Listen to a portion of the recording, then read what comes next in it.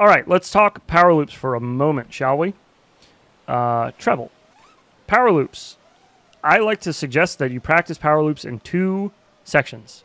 One is the shot up, and the other is the curve down. So you need to curve down. A lot of people, when you're starting out power looping, there's two things you'll do. You'll do this, like you'll flip, over flip, and you'll do kind of like a stationary flip like this, and you'll just be out here somewhere.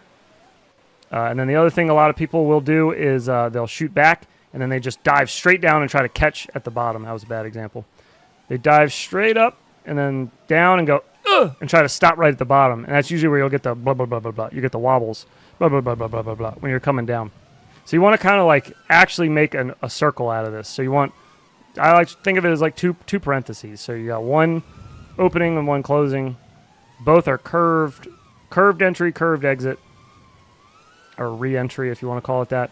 And then another thing about power loops that I don't think is talked about enough is when you're going over an object that's longer than what your whoop would make in a circle. Like if you need to kind of make like an oval power loop shape. Like this is not a great example. This thing right here, this is a good example. So something as long as this is where you need your hang time. So this is why I say practice it in two pieces. This is the first piece, just flicking back. The second part is curving down. So you want to practice this first. Just getting back your 50% flick back so that you're 180 and you're looking straight back. And that's for your top of your power loop. So it'll be an open parenthesis, a long straight line, and then close the parenthesis on the end. So that's a good way to practice, though, is in two pieces. So you can do like an Immelman, shoot back like this, and then roll out of it just to save yourself if you're not feeling comfy.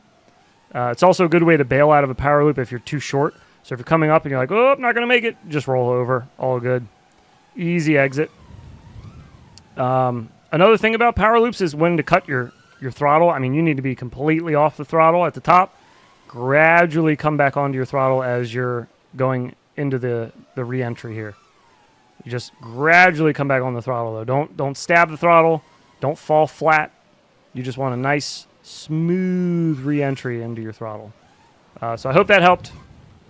And let me know if you have any questions. Okay, bye.